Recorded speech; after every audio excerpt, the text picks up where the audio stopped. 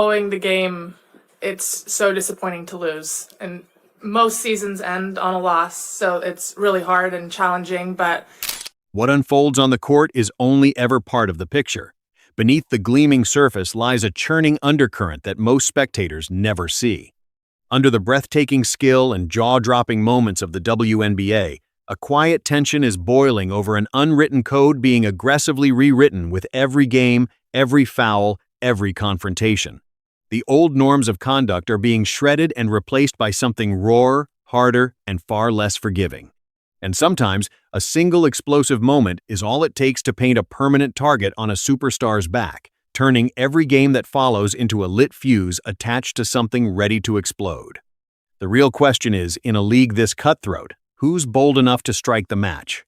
It started with one play, a collision so jarring it sent tremors through the entire league, not just splitting fans and analysts down the middle, but drawing hard new lines between the players themselves. It laid the groundwork for a deeply personal showdown that no one predicted, yet looking back, was always going to happen. Breanna Stewart, two-time MVP, one of the most physically commanding players the sport has ever produced, found herself at the center of it all.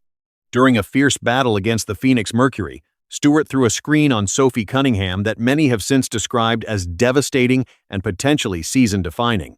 To her supporters and fans of old-fashioned, physical basketball, it was a completely legal, tough-nosed play, exactly the kind of unapologetic aggression required to compete and win at the elite level. Championship DNA, plain and simple. But to a large and outspoken group of others, it was something far darker. Something that stepped well over an accepted line. They viewed it as an illegal, moving screen, a blindside hit that felt less like a basketball play and more like a targeted act of violence meant to neutralize a key opponent. Cunningham hit the floor, visibly hurt, and did not return to the game. The reaction was immediate and scorching. Opinions exploded across social media, sports talk shows, and locker room conversations nationwide. Was this the new face of the WNBA? Was this the moment the league officially redefined where tough basketball ended and dirty basketball began? The incident didn't merely sideline a key Mercury player. It rang like a fire alarm for every team across the league. The message was impossible to ignore. When you share a court with Breanna Stewart and the star-loaded New York Liberty, come prepared for a war because they were operating at a level of force most teams hadn't yet learned to counter.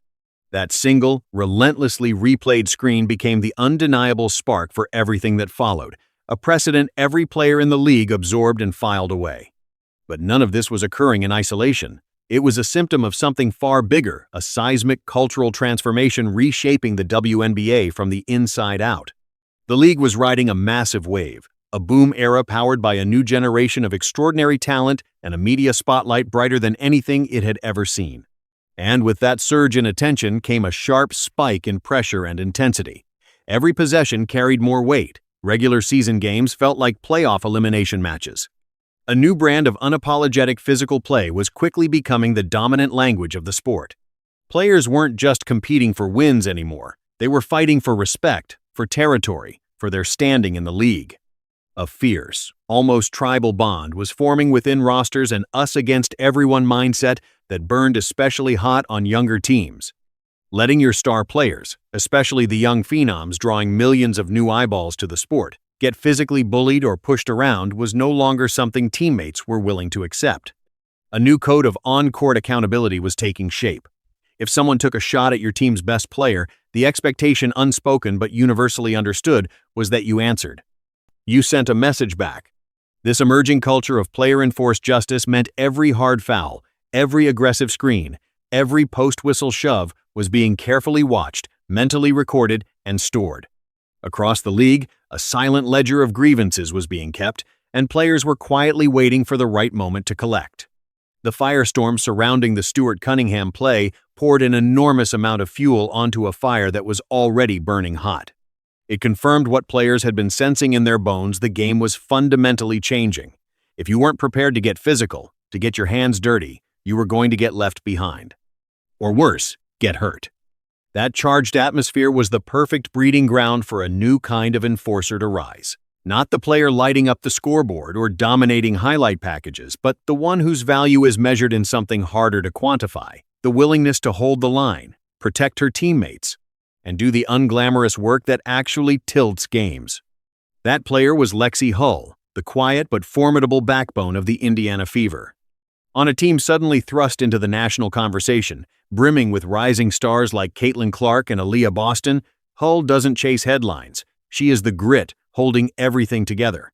She is the relentless defensive engine who embraces every thankless assignment, every bruising matchup, every grinding role that rarely shows up in a box score but routinely decides outcomes. Her identity is built on hustle. Her reputation is anchored in a toughness that doesn't need to announce itself. Throughout her career, Hull has carved out a reputation as someone who simply does not flinch, regardless of the opponent, regardless of the moment. She understands the unspoken psychological architecture of the game, the subtle mechanics of intimidation, the currency of earned respect better than most. While cameras chased the stars, Hull was in the film room, breaking down tendencies, mapping out opponents, and mentally bracing for the physical battles that statistics never capture. She had watched the Cunningham incident like everyone else. She'd sat through the debates, rewound the replays, and processed every angle. And as a primary defender for a young Indiana team that opponents were now targeting with increasing aggression, she knew with quiet certainty that her own team's moment of reckoning was coming. It was never a question of if, only when. She was the Fever's first line of defense, the protector of a franchise still finding its footing, and she had no intention of letting her teammates become the next cautionary story in the league's increasingly physical chapter. So when Indiana was scheduled to face the New York Liberty, the atmosphere surrounding the game felt different, heavier. There was a specific charge in the air that no amount of pre-game routine could neutralize. This wasn't just another stop on a 4-0 game schedule. It was a test, a measuring stick for what the young Fever were truly made of, played out in front of everyone watching. Could this scrappy, developing team hold its ground against a championship-caliber powerhouse? But underneath that headline matchup simmered a far more personal question. How would Indiana's defenders handle Breanna Stewart? Would they absorb her physicality, retreat, and let her set the tone? Or would someone step forward, look her directly in the eye, and establish a line she was not going to cross? For Lexie Hull, the answer was never in doubt. She was going to be one of the primary bodies assigned to guard Stewart, a daunting task demanding every ounce of physical and mental resolve she possessed. The memory of what happened to Cunningham wasn't abstract or distant. It was vivid, specific, and motivating. From the opening tip, the game carried a different energy. Every possession was contested, like something real was at stake beyond just points on a scoreboard. Bodies were fighting for every inch. And then it happened the moment the entire league had been quietly bracing for. Stewart isolated her defender, gathering herself and driving with the full force of her frame. Hull was right there, feet planted, body positioned, ready. The collision was jarring. A hard, physical tangle of the kind that erupts constantly in high-stakes basketball. But what happened next is what separated this moment from every other. When the whistle blew, Hull didn't step back. She stepped forward. She moved directly into Stewart's space, fixed her with a stare cold enough to drop the temperature in the building, and held it. Words passed between them, words the courtside microphones couldn't fully capture, but that every camera in the arena caught in vivid, unambiguous detail. This was not a reflexive reaction to a foul. This was deliberate. This was Hull serving as the voice of her team and, in a broader sense, as a representative of every player across the league who had watched the Cunningham play and quietly seethed. Her message required no translation. Not here. Not us. We will not be your next example. Her anger was not wild or erratic. It was controlled, focused, and all the more powerful for it. It was the protective fury of someone who had drawn a line and was daring the other person to step over it. That stare-down did more than pause the game. It rewrote its entire psychological script. It was a declaration this Indiana team might be young, but it would not be soft. The ripple effect was immediate and visible. Both benches felt it. The crowd felt it. Stewart, now fully aware she was facing someone who would match her at every level, had to recalibrate. The Fever's other players, having just watched Hull stand up for them in the most public way imaginable, carried themselves differently for the rest of the game, looser, bolder, tougher. This is how real rivalries are born in the modern WNBA, not through press releases or scheduled storylines. They are forged in unscripted, uncontrollable moments of raw conflict in hard fouls that linger long after the final buzzer, in heated exchanges caught on camera, in the silent battles of will that play out between two competitors who refuse to look away first. Hull's confrontation with Stewart was never just about one game. It was about staking a claim. It was about earning the kind of respect that can't be handed over, only taken. It announced to the rest of the league that Indiana was a unit, a collective. Come for one of them, and you answer to all of them. These are the moments that become the foundation of a league's identity, the flashpoints that keep fans locked in long after the final score is forgotten.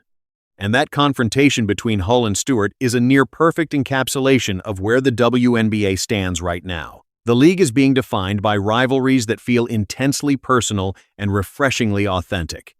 The tension between Angel Reese and Caitlin Clark ignited in a college championship and carrying its heat into the pros. The Chennedy Carter foul that detonated a national conversation. These aren't manufactured conflicts. They are the organic byproduct of a generation of players who compete without apology, carry their chips on their shoulders openly, and will go to war for the teammates standing beside them.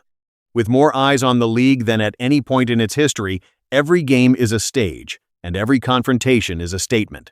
The physicality isn't theater. It's strategic. It's psychological. It's about breaking your opponent's rhythm, getting inside their head, and establishing dominance before the game even hits its stride. This is the new WNBA, a league where elite skill and transcendent talent are now inseparable from raw toughness and an absolute refusal to back down. The era of unchallenged, passive basketball is over. What's replaced it is something grittier, more electric, and far more compelling. But that evolution raises an important and unavoidable question. Where is the line? How does the league sustain this thrilling, aggressive identity without sacrificing player safety or crossing from competitive physicality into something genuinely dangerous? The margin between playing hard and playing recklessly is razor thin, and as the WNBA continues its rise in visibility, influence, and revenue, walking that line carefully will be its defining challenge. The collision between Lexie Hull and Breanna Stewart was not just a heated moment in a regular season game. It was a signal, raw, unfiltered, and impossible to dismiss of exactly where this league is headed. And it leaves all of us watching with the same question burning in the back of our minds. What or who comes next?